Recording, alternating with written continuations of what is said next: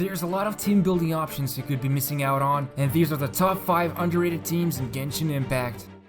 If there's one thing that makes your fights more satisfying, then it would be by keeping your enemies in place while delivering devastating damage. There have been far too many occurrences where that annoying assassin mage keeps escaping your attacks, or the slime decides to jump right at the moment when the arrow is about to hit. And even though achieving big damage numbers from using characters that boost teams' overall damage performance is quite a regular route to team building, there's also teams like this one where you use the combination of Cryo and Hydro. And thanks to the arrival of Dragon Spine, the new artifact sets are able to complement both of these elements, and you can now focus on building a team that actually can deliver competent damage. And the main members of this team composition would be Kaya and Chongyin, while the Hydro preferably is Xingqiu or Mona, but if you're missing one of them, then substituting with Barbara is still a good enough choice, except you'll be lacking the additional damage, and you will probably want to boost by equipping her with the Noblesse Oblige artifact set, which will then complement burst attacks. And the last team member is very situational and depends on what you're missing out, with the most common case being energy regeneration for faster bursts, so any support character that can utilize recharge artifact sets or can provide lots of elemental particles is a good enough choice. And putting this all together gives you the end result of a very fun and mobile team play that allows you to activate a lot of freezes that you can take advantage of by either shattering or getting critical rating, especially if you decide to use the Forset bonus of Blizzard Strayer on characters like Kaya. Either way, there's no escaping now for some of these enemies, and you can focus on taking them out with zero effort.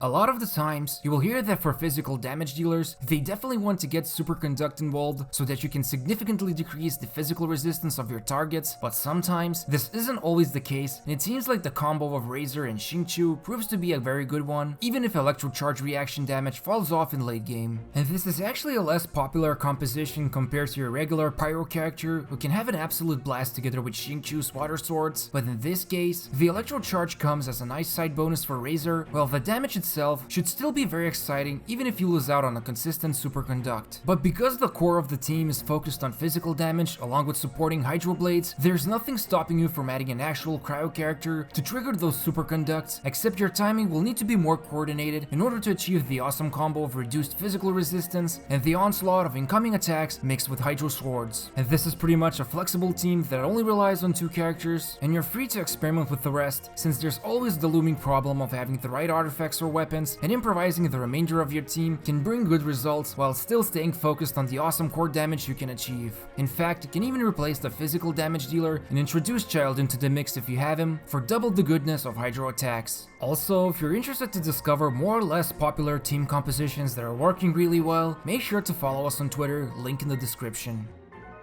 The problem with many gacha games, including Genshin Impact, is that there's always the next new character everyone's excited about, so it's very hard to stay focused on the ones you already have, especially if they are the characters you unlock at the start of the game. But what's nice about these starter characters is that you can actually build a couple of strong teams without too much effort, and this also includes using weapons from the blacksmith. And one team that works really well is Xiangling as your main damage dealer, paired together with a Crescent Pike that puts her attacks on steroids, and Kaya as your damage support who can also trigger Melt from Xiangling's pyro abilities, while the rest of the team could be someone like Animal Traveler and Noelle, or even Amber, just to activate the pyro resonance for extra attack. And even then, because Amber's burst has a cheap cost, it shouldn't be too hard to trigger it pretty often, while the Animal Traveler can use the Viridescent artifact set to decrease your enemy's pyro or even cryo resistance. And that's pretty much it. You can obviously mix and match the 2 members besides Xiangling and Kaya, but you're really just banking on the insane power boost you get from using the Crescent Pike, and if you want to be even more powerful, you could go for Lisa or Barbara that have thrilling tales of the Dragon Slayers equipped, so you can squeeze out even bigger damage numbers. And it's great to see that even for someone who wants to use these starter characters, you can achieve pretty exciting results.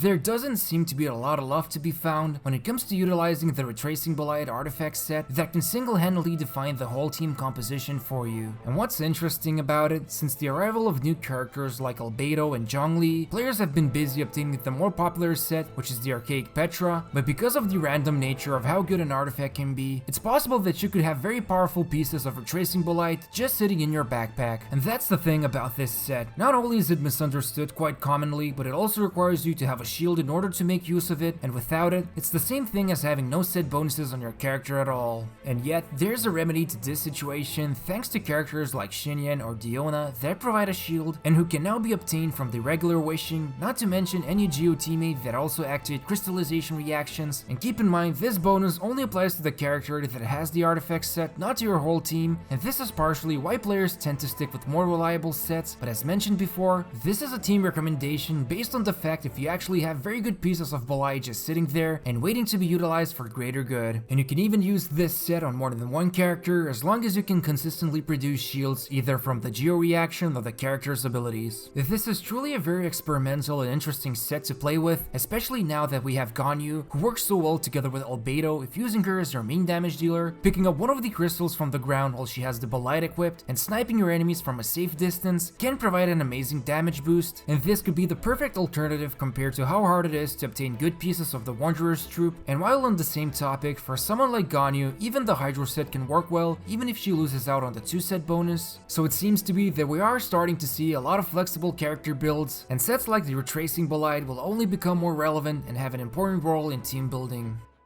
Sometimes you need to wait for the right moment if you want your team to unlock its full potential, and thankfully this is why the Spiral Abyss exists and is the ultimate evaluator of how well you understand team building. And while this team in particular isn't going to last long, it should serve you as a reminder that it's not always the characters or equipment that defines the power of your team, but different indicators altogether. And the team that's absolutely crazy right now is Noelle and her Geo friends on the final floor of the Spiral Abyss. One of the biggest criticisms about Noelle if you're using her as your main damage dealer is that she doesn't generate energy when she uses her skill, and her true power gets unlocked on her last constellation. And to add on top of that, because she's terrible at generating energy, she has to depend on her other Geo teammates to be the so-called energy batteries. But what's even worse, the more Geo teammates you add, the less flexibility you have at breaking enemy shields. Luckily, all of this can be ignored, including Noelle's last constellation, because of how ridiculously easy it is to wipe the floor with your enemies, thanks to the massive Geo damage bonus you get from the Leyline Disorder. Not to mention, the only enemies with shields are the ones that the Geo can actually break, effectively making the final floor of the Abyss the ultimate proving grounds for anyone who appreciates this element. Just keep in mind, teams like these are temporary and also very situational, since outside of the final floor, the capabilities plummet down, but at the same time, you don't need to heavily invest if you're interested in trying this fun team combination yourself. Hopefully, this trend will continue and we get to see other fun and unique team combos show up thanks to the Leyline Disorders and even the often forgotten Blessings of the Abyssal Moon, which can make or break a lot of teams. Thankfully, because of how easy it is to beat open world enemies and missions, it's only a matter of time before somebody finishes the whole game using solo barbar team. But for now, the biggest focus in the endgame is to produce as much damage as possible because of the content like Spiral Abyss that rewards team compositions which are designed to be very offensive, and it's good to see that MiHoYo are changing up the floors and can even give some of the underrated teams a fighting chance like never before. Let us know in the comments which team you believe is currently underrated and why. Also, make sure to subscribe to us by hitting the bell notification on and gently pressing the like button. You can also get more useful Genshin Impact news and guides by following us on Twitter. Thank you for watching us.